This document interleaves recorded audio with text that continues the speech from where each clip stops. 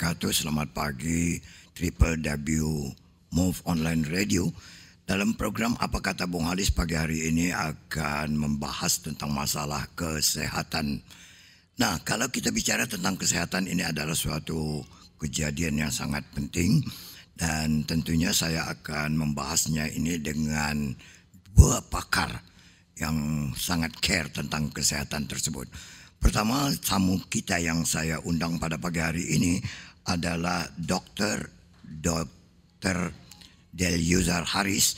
Beliau adalah wakil dekan Fakultas Kedokteran Universitas Sumatera Utara, dan juga nantinya saya undang juga Dr. Siti Fadila Supari, Menkes Kesehatan RI ya tahun 2009 sampai 2014 ya. Dan perlu saya sapa lebih dahulu. Assalamualaikum Dr. Delyuzar. Waalaikumsalam Abang Anda. Senang ketemu nih? lagi. Kalau bicara tentang sehat sama dokter-dokter pasti sehat-sehat semua ya. Amin. Amin, alhamdulillah. Dan kita sapa juga ya Dr. Siti Fadila. Selamat pagi, assalamualaikum Bu. Waalaikumsalam. Apa kabar Bu? Baik. Ya. Tapi saya Menteri Kesehatan tahun 2004 sampai 2009. 2004-2009. 2014. Kalau 2009 sampai 2014 itu saya sebagai One Team Press. Oh begitu ya Bu ya, maaf. 2004. Tolong bantal. Ya 2009 ya Bu ya. Baik. Ya. Dan beliau adalah juga pernah menjadi Dewan Pertimbangan Agung ya. DPA ya. Dewan Pertimbangan Presiden.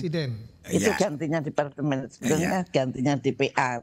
Nah Bu, dalam suasana sekarang ini Bu, ya alhamdulillah terlihat Ibu dalam kondisi sehat ya, walafiat nampaknya. Alhamdulillah. Itu mungkin karena begitu banyaknya care terhadap masyarakat ya tentang kesehatan ya Bu. Mudah-mudahan. Recording in progress. Iya. Nah, kita coba bahas dulu Bu ya. Barangkali ini terakhir-akhir ini saya mau berbincang dulu dengan Dr. Delyuzar ya Bu ya. Nanti mungkin secara apanya terperincinya akan Ibu sampaikan. Nah, Sumatera Utara, Dr. Delyuzar, ya boleh kita katakan melihat dari perkembangannya sekarang ini, bagaimana kesehatan sekarang di Sumatera Utara ini? Ya tentu. Problema apa yang dihadapi ini Bu? Ya, salah satu problema di Sumatera Utara ini kan salah satunya DBD. Nah, jadi karena ini sudah mulai musim-musim hujan, harus tetap juga kita mewaspadai. Kemudian hal yang lain tentu infeksi saluran napas atas itu masih cukup tinggi di. Tapi kan terakhir ini merebak isu tentang kembali COVID-19. Apa yang dokter lihat dalam kondisi seperti ini? Apa memang benar isu itu atau COVID itu memang belum berakhir? Kalau dari datanya Sumatera Utara memang masih ada ya.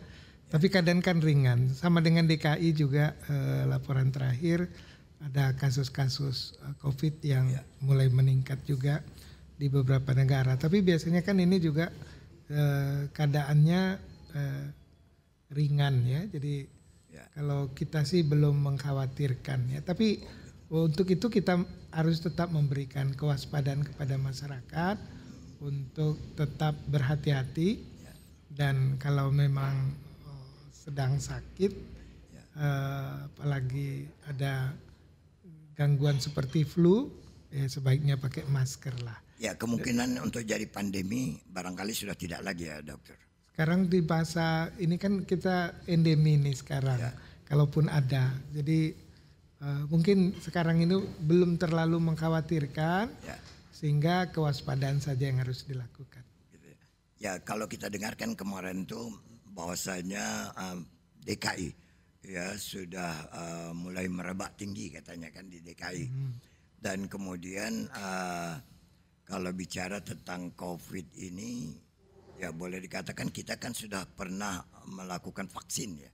Yang dianggap bahwasanya COVID itu bisa ditahan sedikit dengan vaksin. Ini gimana, Dok? Ya, memang sekarang salah satu anjurannya adalah bagaimana untuk vaksin kepada teman-teman yang belum divaksin ya. Dan kalau kita lihat dari angka kematian yang ada, misalnya di DKI itu pun kan kecil, tapi kalaupun ada itu memang tidak divaksin dan komorbidnya memang juga ada. Nah, kalau saya coba kaitkan tadi yang dokter katakan bahwa tentang demam berdarah ya. Kemudian sejauh mana demam berdarah itu di Sumatera Utara ya, sebelum kita nanti ke Ibu Siti Fadila. Ya, Sumatera Utara ini dari dulu sampai sekarang kan memang DBT masih persoalan. Walaupun kasusnya sekarang sudah makin turun ya, sudah makin turun. Tapi setiap musim-musim hujan seperti ini harus tetap waspada kita karena adanya kontainer tempat-tempat air tergenang di sekitar rumah kita itu kan tetap untuk kita waspadai untuk tempat perindukan nyamuk, terutama yang Aedes aegypti ini. Baik, dokter.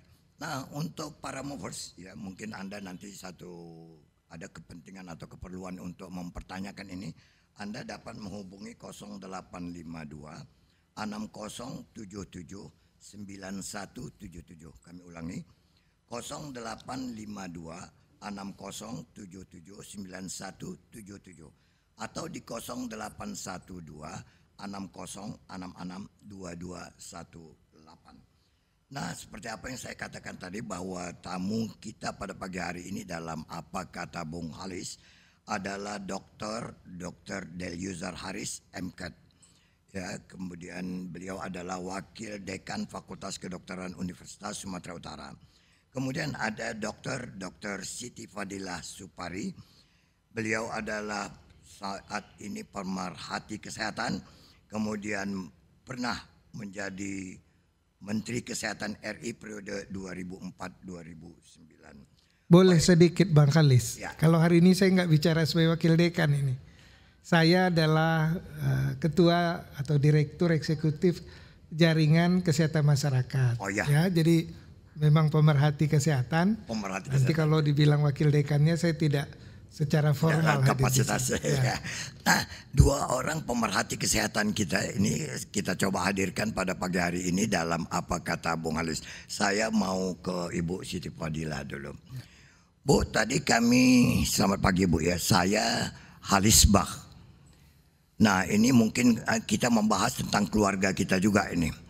Adalah nyamuk Wolbachia. Ada Bachnya juga nih Bu. Mirip dengan nama Pak Halis ini. Termasuk keluarga saya juga ini mungkin itu. Tapi konon katanya nyamuk Wolbachia ini sama baiknya dengan saya. Saya orang baik, nyamuk Wolbachia itu juga baik katanya. Apa demikian adanya Bu? Apa yang dimaksud dengan nyamuk Wolbachia nih Bu? Oke. Iya. Tapi sebelumnya saya perkenalkan Bu, juga ada pemerhati kesehatan juga dari Sumatera Utara, Bapak Dr. Delyuzar Haris. Ya, apakah suara saya bisa didengar? Jernih Bu, kedengaran. Ya. Ya. Halo, apakah kedengaran suara saya? Kedengaran Bu, jelas. Ya, baik.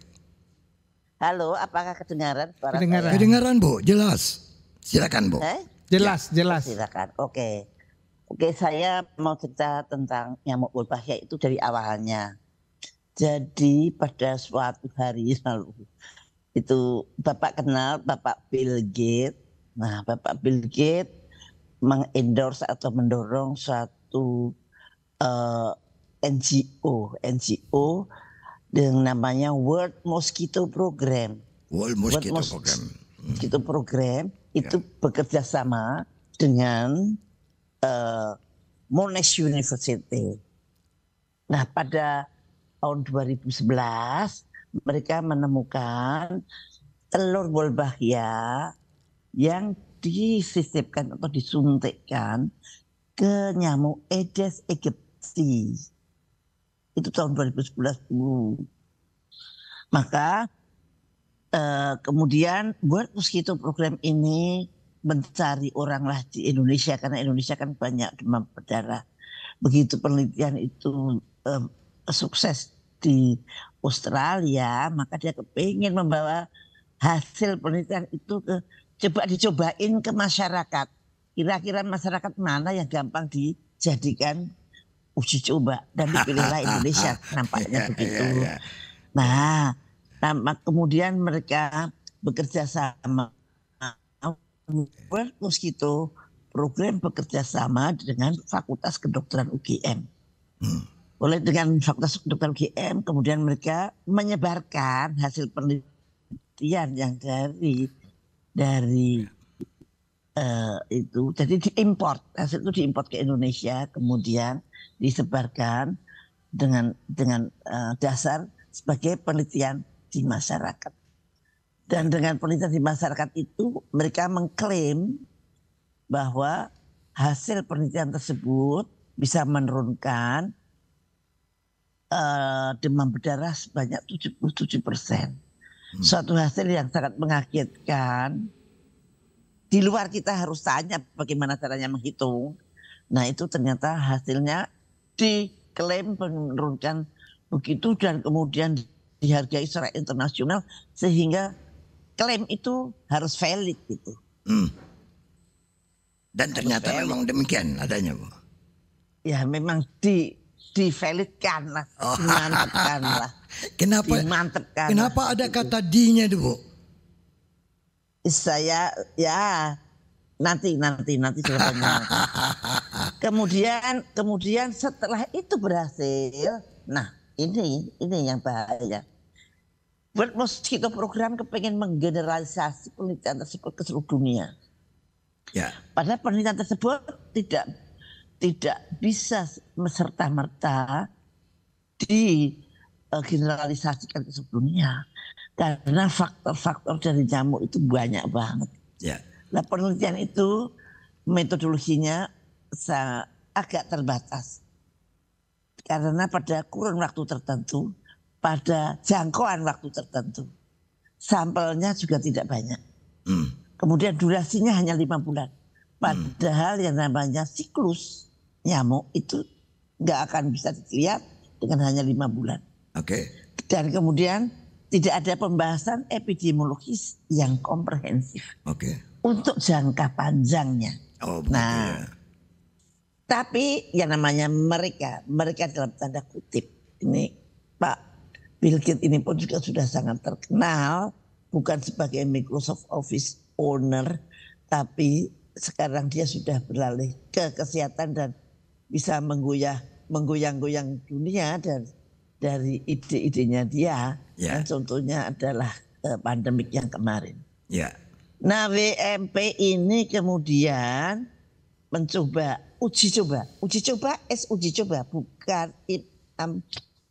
bukan implementasi, tapi uji coba itu artinya dia juga masih uji coba. Yang namanya uji coba itu belum jelas apakah itu bermanfaat atau tidak. Ya. Dia melakukan uji coba di 11 negara. Dan termasuk Indonesia lah yang nomor 1 lah.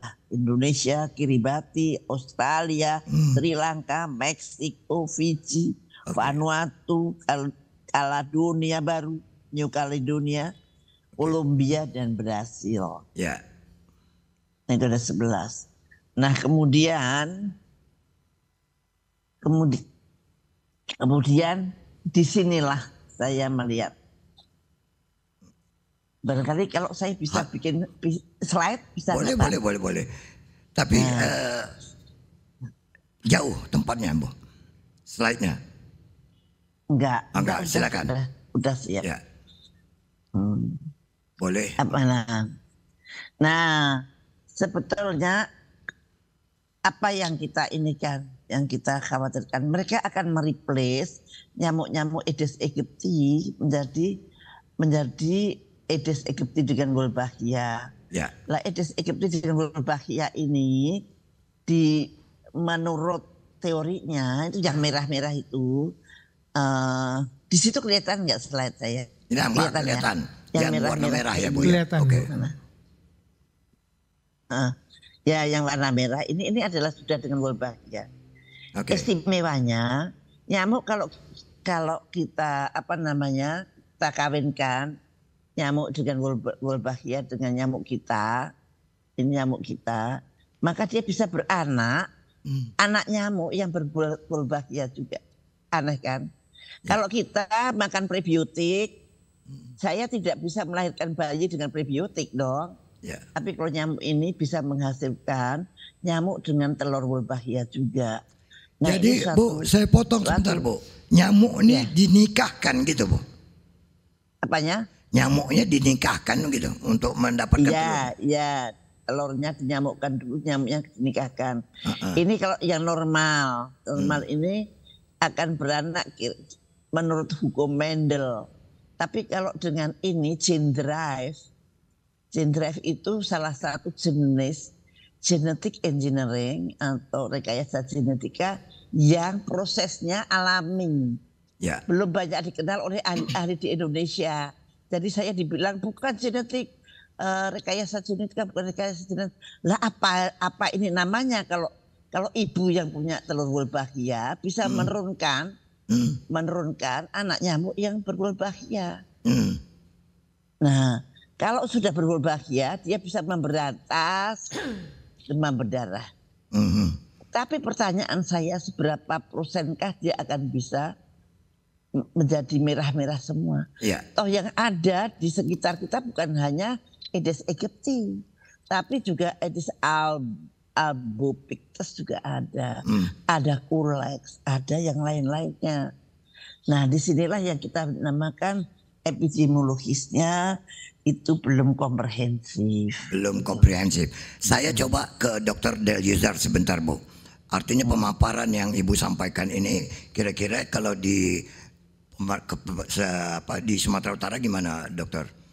Artinya Wolbachia ini adalah salah satu penemuan baru ya, ataupun apakah memang bakteri Wolbachia ini sudah cukup lama atau gimana? Ya, ini kan sebenarnya tadi Ibu sudah sampaikan, ini risetnya dilakukan oleh World Mosquito Program ya, yang kerjasama dengan UGM. Ya. Sumatera Utara belum ada riset ini. Belum ada nyamuk ini. Kalau itu, apakah karena Sumatera Utara tidak DBD terlalu apa? Ini kan kebetulan dipilih daerah-daerah Semarang, Kupang, Bontang, Bandung, Jakarta Barat, kemudian Bali itu yang menolak untuk.